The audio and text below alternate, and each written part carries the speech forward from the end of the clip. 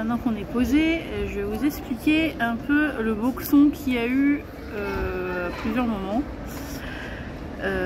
Donc on est arrivé à l'aéroport d'Osaka un peu en speed parce qu'on voyait le temps qui défilait et bon, bref. Les contrôles ont été passés assez vite, mais avant il y a eu l'étape d'enregistrement des bagages.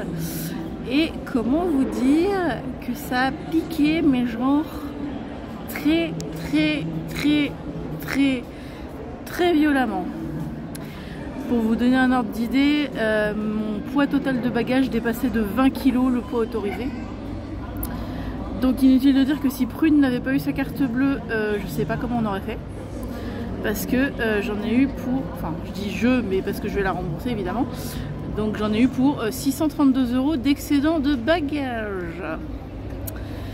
Ça pique beaucoup. C'est vrai, on sautille. Oui, on sautille.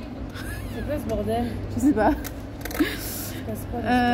Du coup, Prune a dû en plus garder sa petite valise avec elle comme bagage cabine parce que pas trop compris. Bah, si. Mais ça nous a évité de rajouter. Mais voilà, ça a évité de rajouter des sous en plus à payer.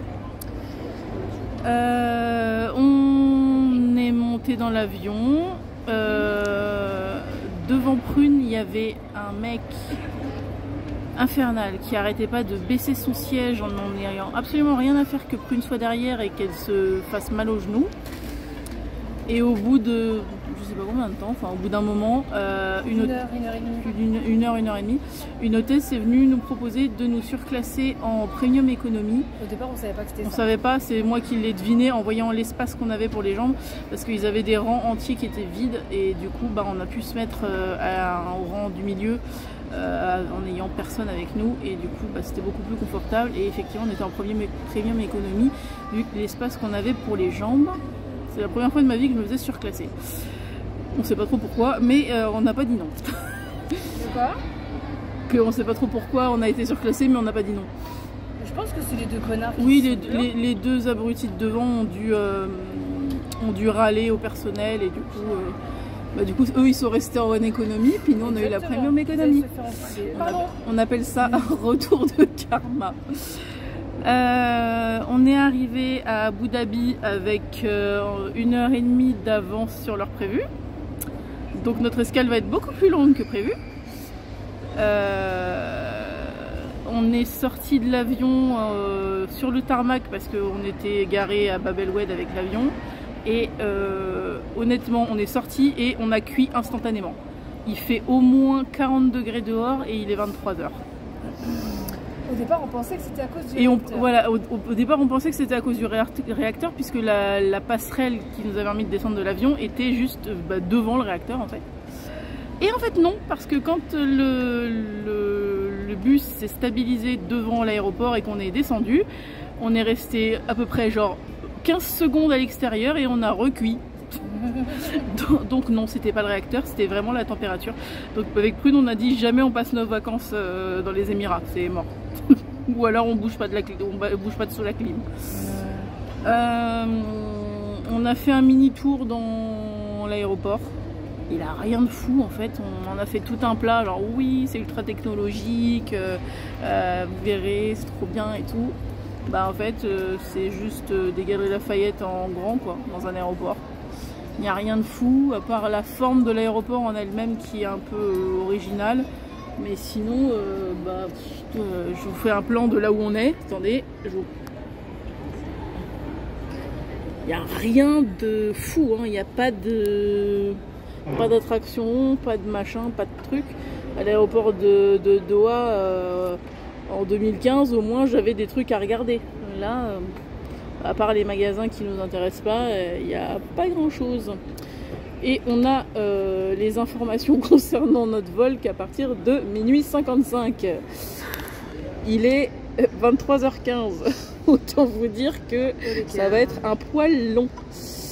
Voilà. Du coup, voilà, je vous ai fait le topo de la totalité du trajet. Enfin, de la première partie du trajet en tout cas.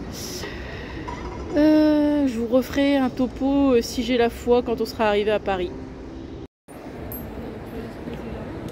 On On est à l'aéroport d'Abu Dhabi. On aurait pu aller se poser là-haut. Oui, on aurait pu, effectivement. Ouais, mais comme on monte... Ah, un escalator là-bas, je crois. Non? Oui. Ouais. Moi, tu vas y voir... Juste faire un petit tour. Bah... Je sais pas, tout à... Ouais, puis ça me... Quand on a couru à travers le terminal, ça me paraissait plus ouf que ça, en fait. Ouais. Ou alors c'est... On n'a pas eu le temps de voir quoi que ce soit. Bon. Du coup, on a eu une fausse impression, je pense. De toute façon, on est resté derrière, hein. On n'est pas venu ici. Oui, c'est vrai. C'est passé derrière. J'ai chaud. Ouais, je vous jure, les gars, il fait chaud, mais genre, il fait chaud sa race. Il fait chaud sa mère, la race de sa grand-mère. Je vous jure que on est sorti de l'avion et on a cuit instantanément. Il fait au moins 40 degrés là à Abu Dhabi. Et il est 23h. Je vais vous expliquer tout ce qui s'est passé avant parce que c'était épique.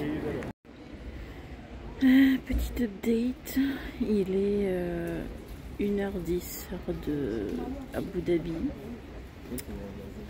On est éclatés, Prune et moi.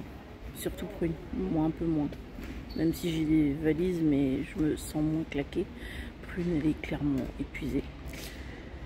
On espère qu'on pourra réussir à dormir dans l'avion, mais là il est seulement 1h10. On embarque, enfin, l'avion décolle qu'à 2h25.